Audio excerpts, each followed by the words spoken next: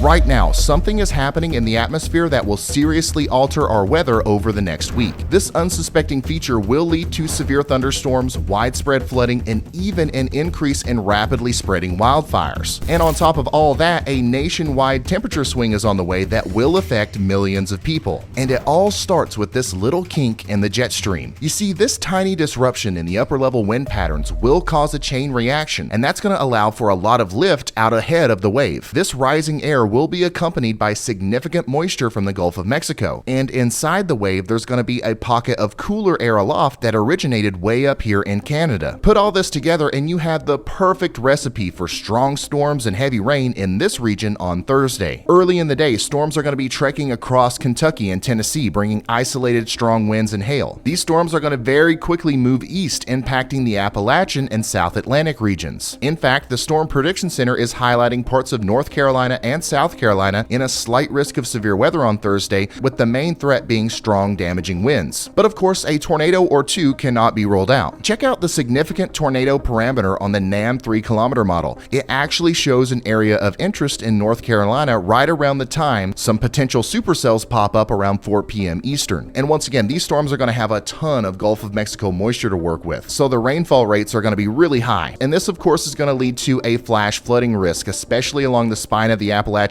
here in the Smoky Mountains. So make sure you're paying attention to all aspects of the weather down here on Thursday, because things are going to be quite busy. Now, as we go into Friday, there's a chance for some stronger storms in the upper Midwest, but for the most part, it seems like the majority of the country will be experiencing much quieter weather. But what's really happening here is much more interesting, and it brings us back to the jet stream. You see, once our little kink in the jet stream goes out to sea, the heavy rain and thunderstorm threat subsides a bit for the most part. And since there's going to be no major disturbances persisting along the jet stream, there's not enough of a catalyst for any big-time storm systems to form. However, that flow of moisture and heat from the south will continue. But rather than just fueling storms, this energy is going to sit here and compile, leading to excessive heat. The high temperature near Wichita Falls on Friday is going to be 111 degrees Fahrenheit, and the low temperature will be a cool 92 degrees. During the day, the entire state of Texas is likely to be over 100 degrees, and all this heat will be funneling north into the thunderstorms up here close to Chicago, which, by the way, the Storm Prediction Center is also highlighting this area under a slight risk for damaging winds and hail. But right now, the biggest story on Friday is going to be the heat, and most of this heat will be confined to Texas and the Central Plains on Friday. But the longer we stay in this straight jet stream pattern, the more likely it is that this kind of heat will continue to compile and expand farther west. And as this happens, another thing all this heat is going to fuel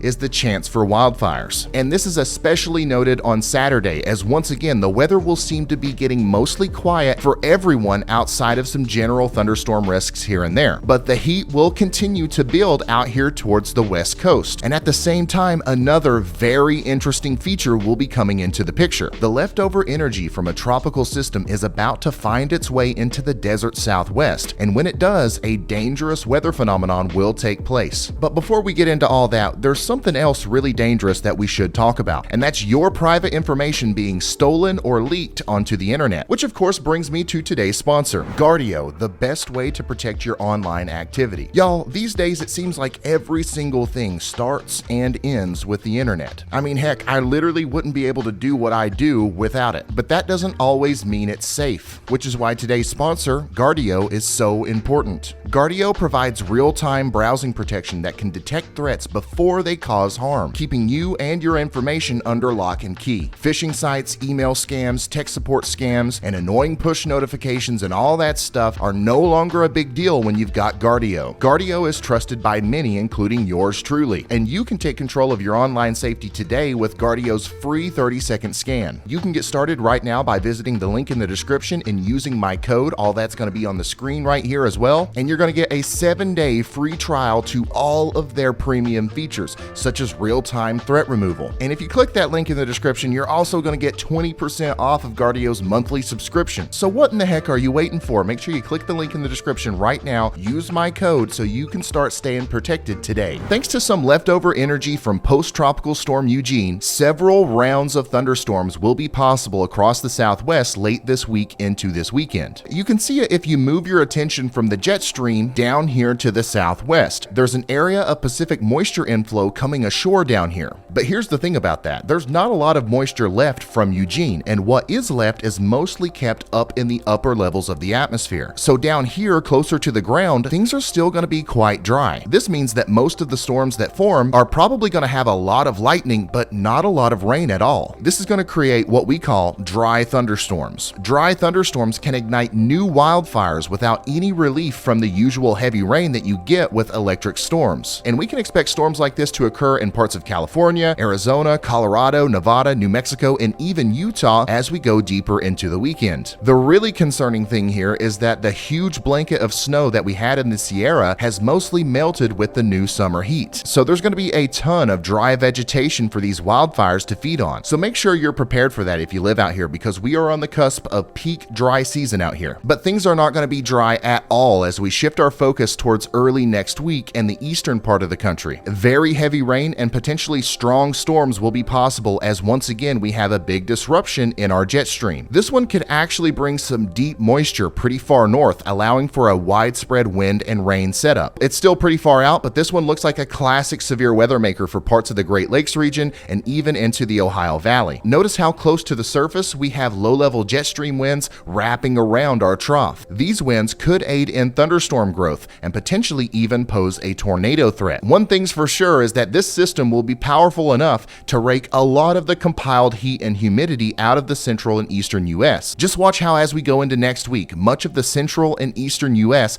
actually start seeing much below average temperatures as several bouts of colder air from Canada burst down to the south. At the same time, temperatures are getting much higher out west, and this will continue to be the case as long as we're in this pattern. The jet stream is currently acting like a wall, dividing the country into a much colder zone and a much hotter zone, and everyone directly underneath the wall is susceptible to storms and rain whenever there's a disruption or a wave along it. And the longer the wall stays in the same spot, the more extreme all these factors get. So it's pretty easy to see how this seemingly unsuspecting feature holds so much power here. The jet stream is literally about to completely change our weather, and it comes down to the timing and the placement of these little kinks along it. I think we're going to see some record high temperatures next week in the Pacific Northwest and maybe even in the Southwest, and potentially we're going to see some close to record low temperatures in the northern plains up into Canada. These two massively different air masses clashing with each other will almost certainly create some sort of problems as we go deeper into August, but we're going to save all that for the next video. If you liked this one, make sure you slap that like button and don't forget to subscribe to the channel with notifications. Whoa, don't click off just yet. Future Ryan reporting in here.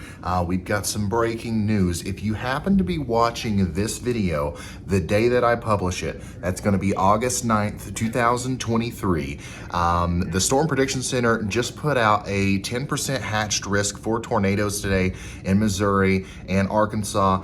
Big enhanced risk all the way down into Tennessee. And of course, that means I'm going to be live streaming today. We're going to have storm chasers on the ground, and we even have our Y'all Squad team already on the way just in case. Now, if you're watching this on the 10th or the 11th, this has already happened. I just wanted to make sure everybody that wants to know about this live stream knows that it exists. Thank you guys so much for watching, and of course, I'll see you in the next one. Goodbye. Ooh.